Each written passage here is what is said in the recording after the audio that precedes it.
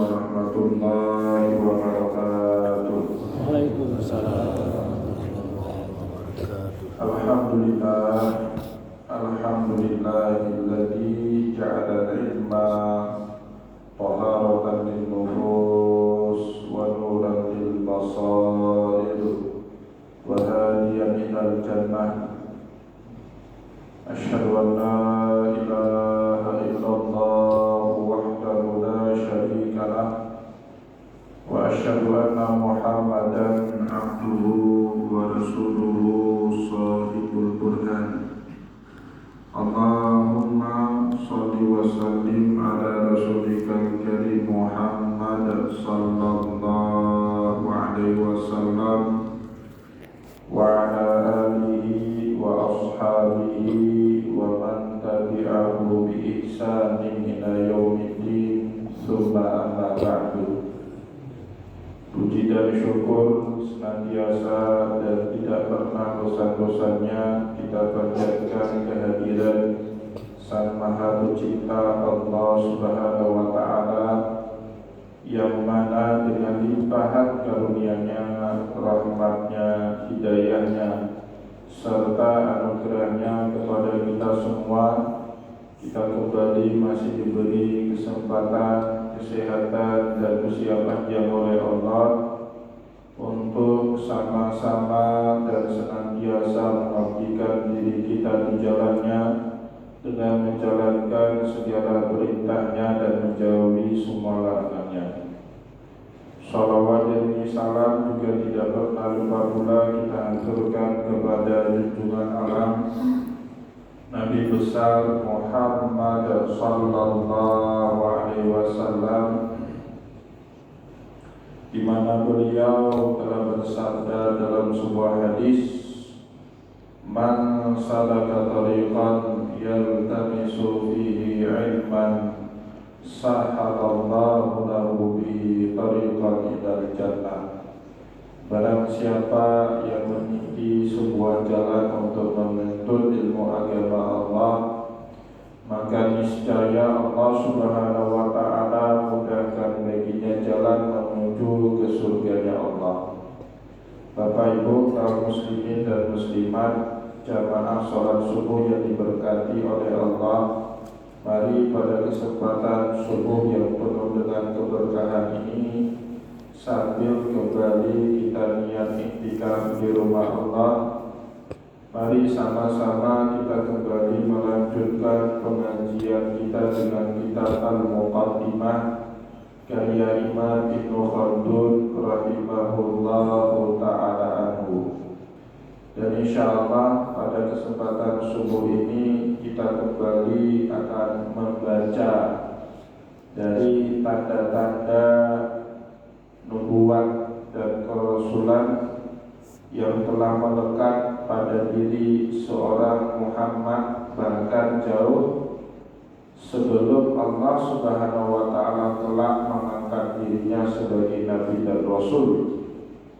Pada pertemuan yang lalu kita sudah membaca ciri-ciri yang pertama, di mana Rasulullah SAW mengalami sebuah gejala psikis maupun gejala fisik sesaat sebelum beliau menerima wahyu dari Allah.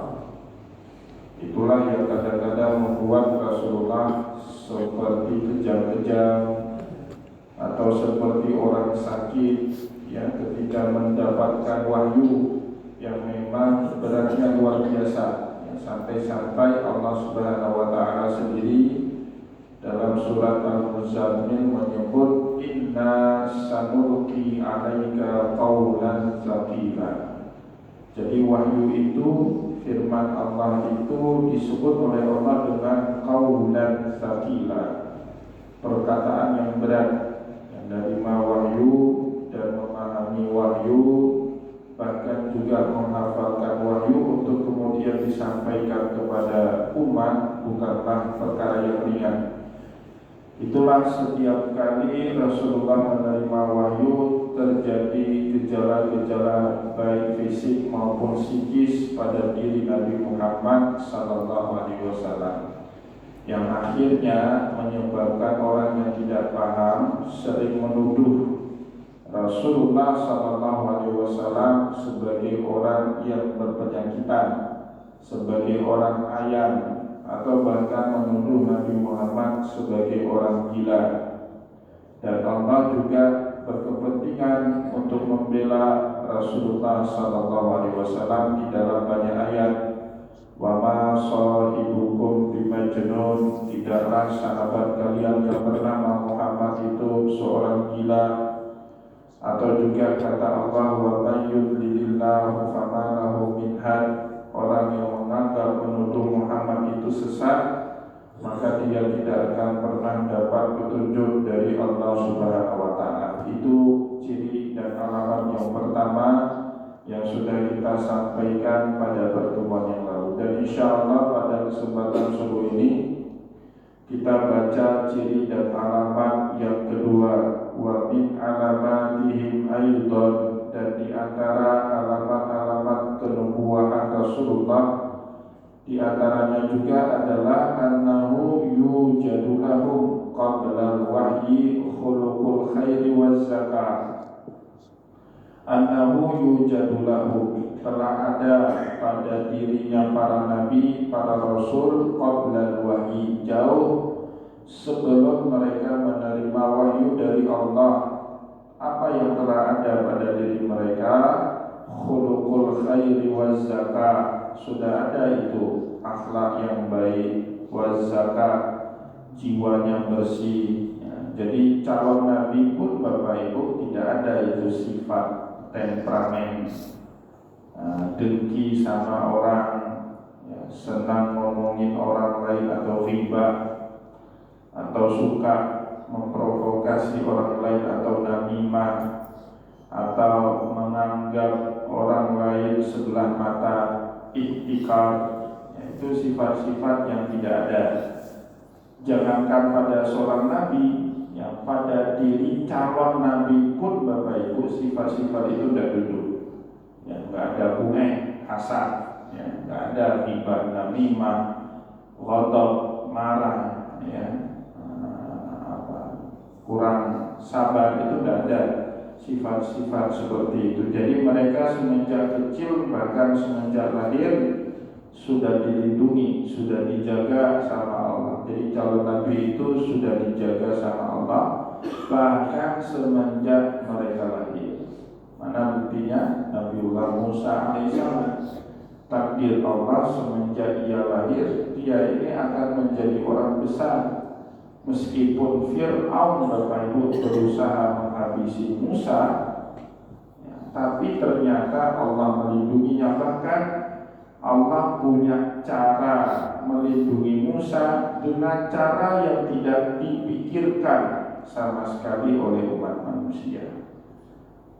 Ternyata Musa bayi, Musa kecil itu Bapak Ibu dilindungi, bahkan juga dibesarkan oleh orang yang sangat ingin membunuh Nabiullah Musa alaihissalam. Itulah Bapak Ibu kadang-kadang kalau di dalam literatur bahasa Inggris disebut kalau Allah sudah berkehendak terjadi apa yang dikehendaki oleh Allah itu beyond imagination, di luar imajinasi kita ya. Kok bisa Musa yang sangat dicari-cari untuk mau dibunuh, tapi bahkan justru sebaliknya dirawat, dibesarkan, diasuh oleh orang yang ingin membunuh Nabiullah Musa alaihissalam. Itu ada campur tangan Allah. Tidak mungkin kalau tidak ada campur tangan Allah, Musa itu bisa besar, bahkan bisa berdakwah di hadapan Fir'aun yang telah membesarkannya. Itu Bapak Ibu kaum muslimin dan muslimat jamaah pengajian yang dimuliakan oleh Allah, kelanjutan ciri yang kedua ada pada diri setiap nabi. Jadi mereka sudah dilindungi sama Allah dari akhlak-akhlak yang buruk, sehingga apapun yang mereka lakukan khuluqul khairi waz zakah, hanya yang baik-baik, jiwa mereka itu bersih. Sehingga kebersihan jiwa mereka ini ke bawah sampai saat mereka sudah menjadi nabi dan juga sudah menjadi rasul.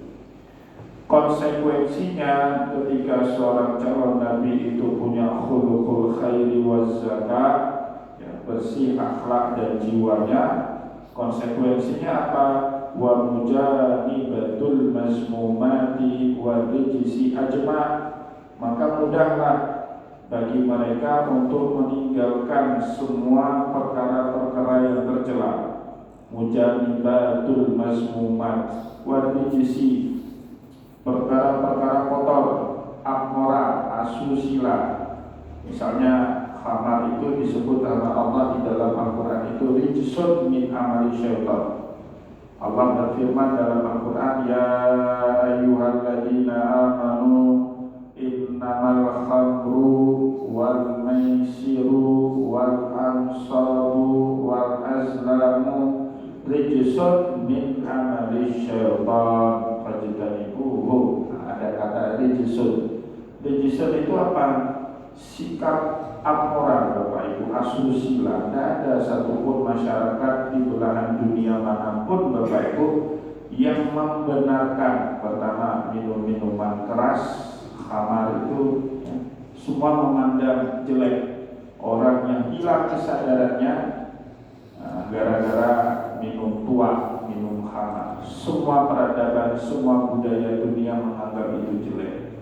Oh ada Pak Ustaz, budaya Cina, iya, tapi jangan mabuk dalam budaya Cina.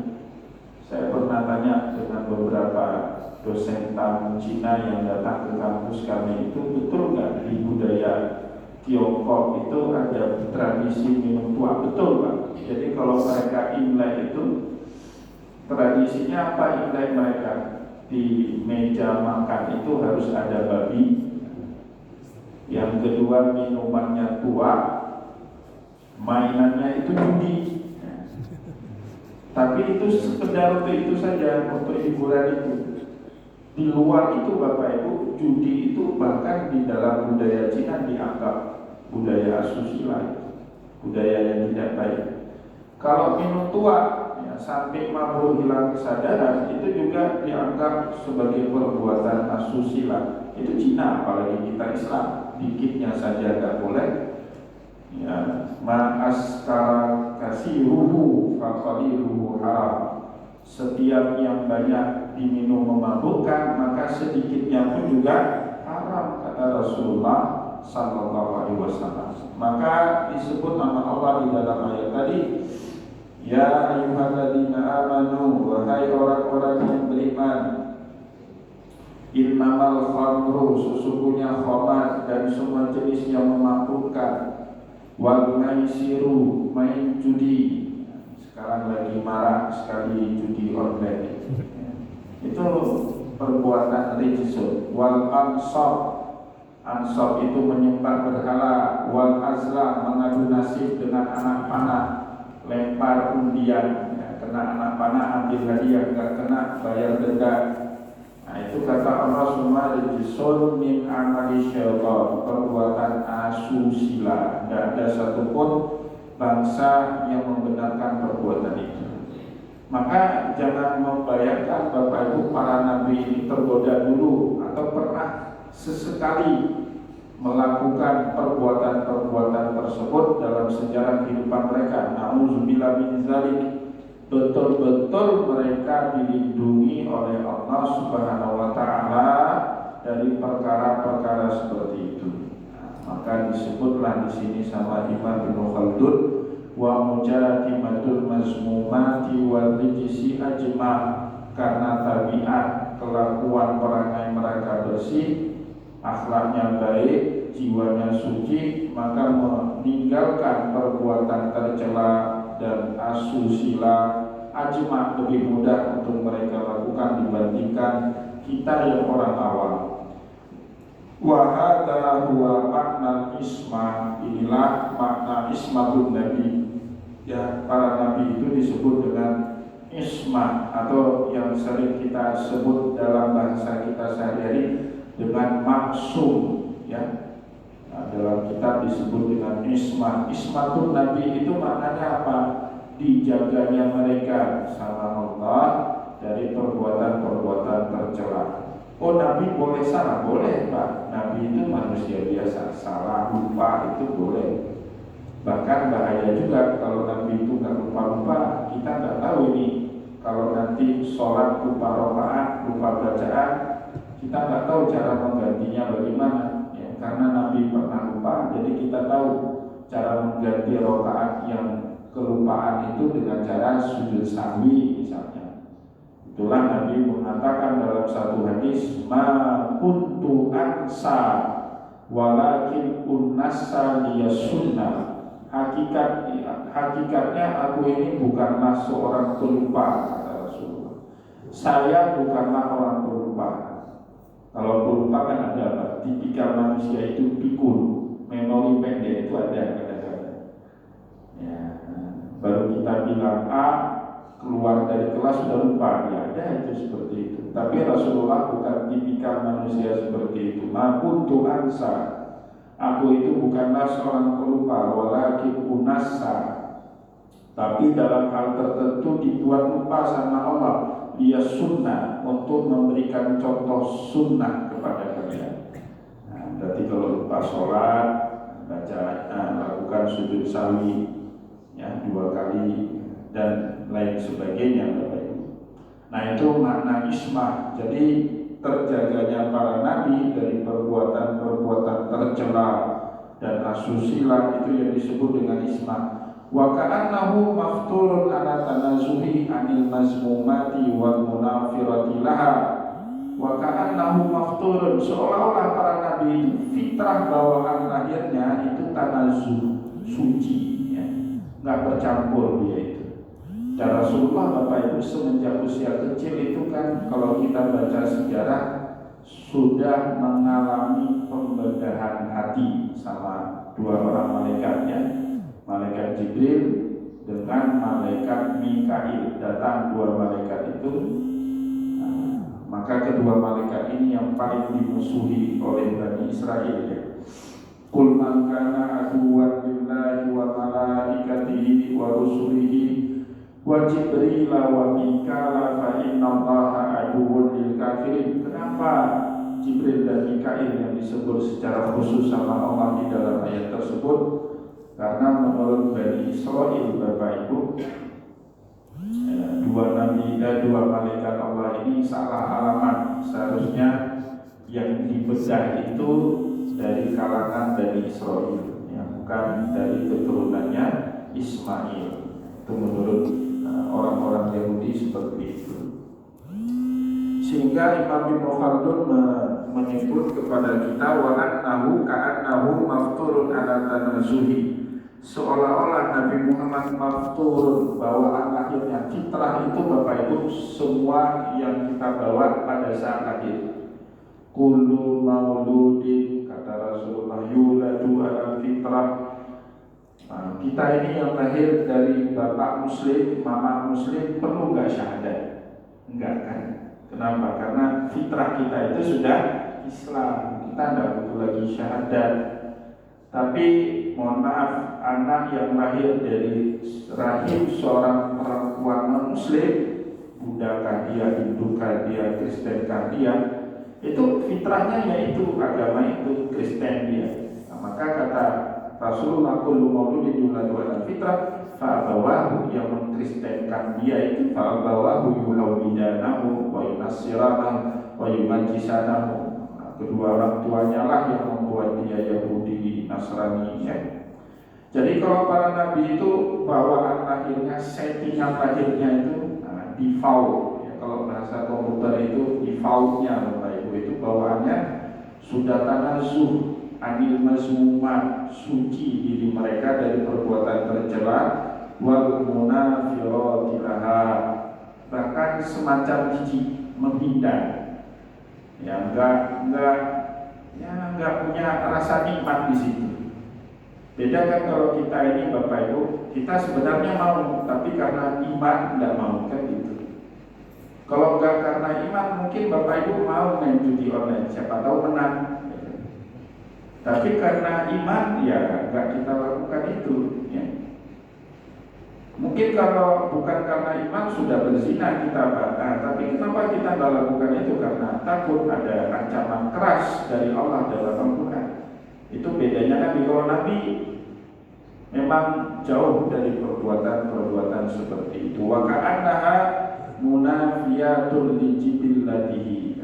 Seolah-olah kata Imam Ibnu Khaldun munafiyatun, ternafikan, ternegasikan lijibillatihi, dari watak tabiat utama seorang nabi. Jibillah itu, maka Bapak Ibu nanti ada satu macam sunnah di dalam ilmu hadis namanya sunnatul jibillah. Sunnatul jibillah ini sebenarnya nggak mengikat umat, Bapak Ibu, ya. Nggak mengikat umat. Itu Nabi memang itu, ya. Misalnya Nabi itu nggak senang makan bawang merah, bawang putih. Apa makan bawang merah, bawang putih nggak boleh sama umat? Boleh. Terus Nabi Muhammad nggak senang kenapa? Karena ya gitu selera Nabi. Ya kan beda-beda selera kan. Ada orang senang bawang merah, bawang putih, tapi nggak senang tomat misalnya, atau nggak senang togi. Ada juga kan seperti itu. Ada orang senang toge, senang tomat, senang bawang merah, senang bawang putih, tapi nggak senang durian. Itu orang nggak benar menurut saya. Orang nggak senang godrin itu orang nggak betul lidahnya itu. Menurut saya, Pak. Karena buah paling enak di dunia ini durian. Harus operasi lah gitu. Tapi ada orang yang seperti itu. Itu namanya jibillah. Nabi Muhammad kalau mau tidur, Pak, senangnya berbaring ke sebelah kanan. Enggak sebelah kiri, kanan terus. Sesekali beliau balik ke kiri, kadang lempang. Apa itu mengikat umat? Enggak mengikat umat itu. Itu jibillahnya Rasulullah seperti itu, watak. Kalau Nabi lebih senang seperti itu. Nabi Muhammad senang sekali warna putih dan warna hijau. Senangnya warna itu. Apa mengikat umat sehingga baju kita itu warna putih dan hijau semua? Enggak mengikat umat itu. Boleh beli baju laka, boleh Pak, pakai baju laka, beli ke masjid, pakai mempau, tidak apa-apa. Karena itu enggak mengikat. Hal-hal seperti itu enggak mengikat umat. Nah, itu namanya sunnah jibillah. Nah, baru kemudian diberikan contoh yang banyak sekali kepada kita oleh Imam Ibnu Khaldun. Wa fi sahih, ya, di dalam kitab sahih, yang maksudnya sahih di sini Sahih Bukhari dan Muslim. Itu banyak sekali cerita ya tentang bagaimana Rasul kita itu, Nabi kita itu semenjak kecil sudah nggak buat yang macam-macam lagi, nggak ada gila-gila remaja itu tidak ada sama Rasulullah ya. Annahu hamalan hijarata wa huwa ghulamun ma'a amihil Abbas di bina'il Ka'bah. Suatu hari pada saat beliau gulam itu Bapak Ibu usia di bawah 12 tahun ya, belum akil balik, itu gulam. Nabi Muhammad pada saat itu bersama pamannya yang bernama Abbas. Abbas dengan Nabi Muhammad itu tuaan Rasulullah. Tua Rasulullah sekitar 8 tahunan dari pamannya itu. Bahasa kita Tuhan Bije. Ya, Abbas itu anak terakhir dari Abdul Muthalib. Ya, Rasulullah berarti kalau usianya 12 tahun Bapak Ibu, Abbas itu lebih kurang usianya 4 tahunan. Itu usia Abbas di saat itu. Jadi pernah waktu Rasulullah masih gulam, masih anak kecil, bersama pamannya yang bernama Abbas, hamalal hijarah, bawa batu buat apa? Dibinail Ka'bah, untuk membangun Ka'bah, untuk merehab Ka'bah. Bukan membangun ya, kalau membangun di zamannya Ibrahim, tapi Ka'bah itu beberapa kali direhab, direnovasi ya. Di saat Nabi Muhammad kecil pernah juga Ka'bah itu direnovasi. Faja'alaha fi izarihi fakashafa fasaqatat mughashyan alaihi hatta istatara bi izarihi. Maka pada saat Nabi Muhammad bawa batu itu, batunya diletakkan di izarihi, pada kainnya Rasulullah. Pakai kain sarung, Pak. Anak kecil kan biasa kain sarungnya dibuka seperti itu, taruh batu. Nah, seperti itu. Nabi Muhammad bawa batu di dalam kain sarungnya. Fakasyafa fasakata mughasyian. Tiba-tiba tersikat auratnya Rasulullah. Kenapa? Fasakata mughasyian, jatuh. Nabi Muhammad bawa batu, mungkin hilang keseimbangan, jatuh, tersikat auratnya. Hatta istatara bi'izari, itu membuat Nabi Muhammad sangat malu. Padahal anak kecil. Biasanya anak kecil Pak kan lari-lari pakai pampers itu. Keluar rumah nggak malu dia kan. Tapi itu rasa sudah ada sama Muhammad kecil. Ya, belum tahu orang, Nabi Muhammad sudah tahu malu itu. Jadi pada saat tersikat, anak-anak lain biasa itu lari-lari telanjang, bukan hanya di zaman jahiliyah, bukan hanya anak kecil, orang tua pun seperti itu. Tapi Muhammad kecil, Bapak Ibu sudah tahu ini aurat tidak boleh dinampakkan kepada orang lain. Itu bentuk perlindungan Allah dari Rasulullah. Kan kalau kita pikir-pikir benar itu. Belakangan cukup bahaya kalau Nabi Muhammad sering tersikat, mohon maaf, auratnya itu di masa beliau kecil waktu beliau dakwah. Dan ada itu ayat tentang aurat, batasan-batasan aurat laki-laki maupun perempuan, itu bisa dijadikan senjata balik, itu bumerang bagi Rasulullah. Muhammad, kau bilang ini itu dulu, kamu yang pamer aurat. Itu jadi tersandra Nabi Muhammad ya, kalau beliau tidak dijaga seperti itu. Kenapa? Yang diajarkan, yang didakwakan oleh Rasulullah itu kan ajaran moral akhlak. Jadi beda kalau ajarannya ekonomi atau ilmu politik, itu kita tidak terlalu pusing dengan orang yang ngajarinya. Dia mau akhlaknya bagus atau enggak, kita tidak terlalu pusing. Tapi kalau guru kita ngajari kita akhlak, dia nggak memberikan contoh teladan, itu kayaknya basi omongan dia itu, nggak mau pun kita dengar ya. Nah, itu yang pertama. Wadu'iya ila mujtama'at, wadu'iya ila mujtama'in walimatin fiha ursun wala'in. Pernah juga Nabi Muhammad di masa kecilnya pernah dapat undangan ila mujtamatin walimah, pada perkumpulan yang ada walimah, pesta pernikahan. Fiha ursun, pada acara walimah pesta pernikahan itu ada tari-tarian ya. Ursun itu maknanya tari-tarian, walaupun ada macam permainan. Maka Allah Subhanahu wa taala melindungi Nabi Muhammad dengan cara fa'asabahu ghasyun naumi. Tiba-tiba Rasulullah pada saat diajak oleh teman-temannya untuk menghadiri acara pesta tersebut, dibuat ngantuk sama Allah. Ghasyun naum. Dulu pesta-pesta itu malam semua. Di zaman Nabi juga itu Pak. Acara walimah itu malam semua.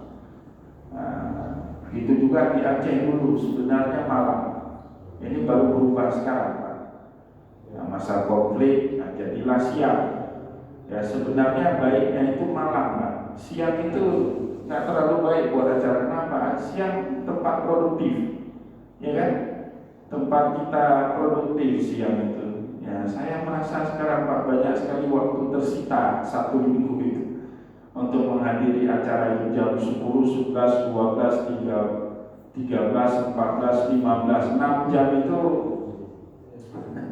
khusus untuk menghadiri acara. Malam nggak ada undangan, payah masa juga. Ya, padahal dulu di zaman Nabi itu atau di zaman nenek moyang kita dulu, nenek saya aja saya tanya almarhumah, nikahnya beliau itu malam Pak. Ya, malam nikahnya dulu itu apa acara walimahnya itu malam dibuat ya. Nah itu tradisi dari zaman Rasulullah. Akhirnya berubah. Jadi tidak ada masalah sebenarnya kalau Bapak Ibu mau menikahkan anak, coba sekali malam itu sebenarnya tidak ada masalah. Itu bahkan menghidupkan tradisi lama yang sudah tidak dipraktekkan lagi di tengah masyarakat kita.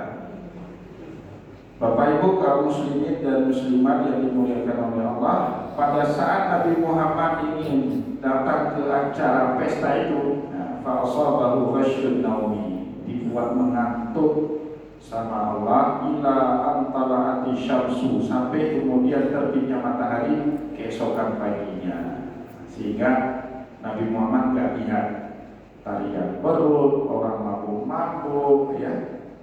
berbagai macam mainan atau pesta dalam acara walimah itu tidak pernah terlihat oleh Rasulullah. Kenapa? Karena tadi beliau dilindungi sama Allah Subhanahu wa taala dari hal-hal yang seperti itu. Walam yahduru syai'an min sya'nihim.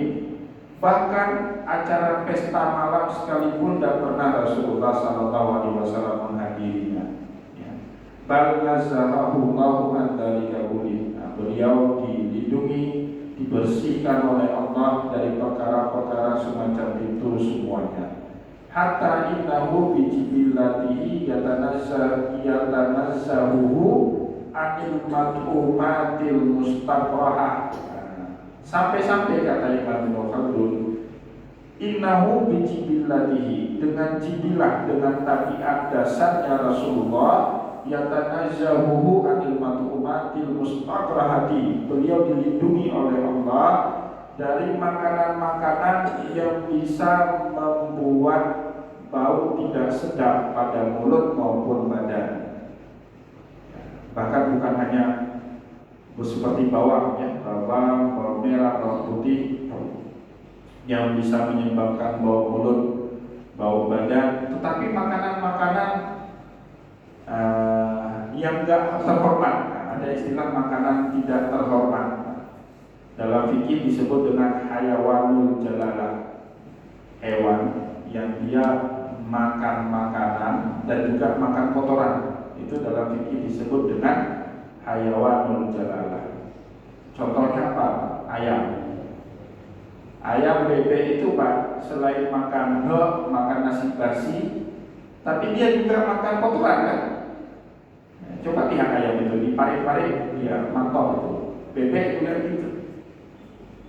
Dalam fikih Pak, hewan seperti itu makruh, tapi kayaknya nggak laku sama kita. Enak ayam itu, apalagi kalau gratis, ada sama kami mau kita makan.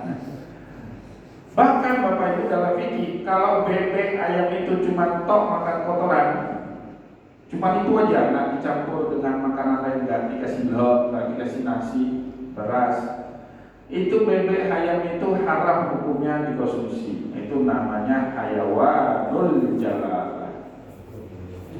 Maka dalam riwayat Rasulullah SAW tidak pernah itu makan ayam, makan bebek. Tidak pernah beliau. Alasannya apa? Nggak mulia, nggak terhormat ayam dan bebek itu. Jadi makannya Rasulullah apa? Daging-daging itu, roti-roti, daging kambing itu dimakan. Kambing itu kan beda sama ayam Pak. Sapi, kambing itu dia selektif, nggak sembarang rumput pun dia mau makan. Nah, maka Rasulullah sampai segitu beliau jaga. Apalagi Pak, saya termasuk dulu paling senang lele. Lele jumbo itu senang sekali Pak. Sampai satu hari dibawa ke tempat budidaya lele itu di Sibrek atas, Lutuy, ada nama kampung itu Lutuy. Di situ banyak ternak lele, di atasnya ayam potong Pak. Nah, di situ semenjak lihat itu saya tidak mau lagi makan lele. Nah, tai ayam itu Pak, itu jatuhnya ke kolam lele dan dimakan sama lele itu. Jadi mohon maaf yang jual lele, tapi faktanya memang seperti itu. Kemudian bangkai ayam potong itu Pak, kalau sudah mati dilempar ke kolam lele, dan itu dimakan sama lele. Kan bangkai itu. Nah, itu namanya hayawanul jalalah. Kalau lele tok-tok dikasih itu haram hukumnya. Tapi kalau dicampur dengan makan yang lain, dia makan bangkai, makan kotoran, tapi juga dikasih pelet ya istilahnya, pelet. Itu masih boleh lah kita konsumsi meskipun makruh. Nah, maka Rasulullah Bapak Ibu, jangankan sifat, karakter, perilaku, ucapan, makanan aja dijaga. Maka ciri-ciri orang soleh Bapak Ibu, dia nggak makan sembarangan. Ciri-ciri orang soleh itu. Ya, tapi kalau orang setengah soleh itu boleh jadi apapun dia embat gitu ya. Apalagi kan di Maulid itu. Nah, Rasulullah dulu dijaga betul oleh Allah dari hal-hal seperti ini, dijaga betul ya. Bahkan makanannya pun dijaga sama Allah. Maka suatu hari para sahabat pun bertanya kepada Rasulullah. Bukan Rasulullah selamat dari rasa curiganya para sahabat. Para sahabat curiga juga itu. Wahai Rasul, kenapa tidak pernah makan ini, makan itu? Kan ini enak. Coba Bapak Ibu pikir, coba seandainya Rasulullah ini orang Aceh. Habis pengajian hari Sabtu hari Minggu, Bapak ajak ke Samahani makan bebek. Menci dulu sahabat juga pernah gitu nanya sama Rasulullah, ya Rasulullah ini enak sekali, kenapa gak makan? Ya kan? Faqad kana sallallahu alaihi wasallam la yakrubul basala wa thawma. Nabi Muhammad bahkan gak pernah sekalipun menyentuh al-basal wa thawma. Basal itu bawang merah, bawang putih. Faqila lahu fi dzalik. Nah, maka Rasulullah ditanya sama sahabat, apakah yang Pak Yofigo dari sini? Mana? Kan gitu. Nah, maka beliau menjawab Bapak Ibu pada saat ditanya, kenapa tidak pernah makan bawang merah bawang putih?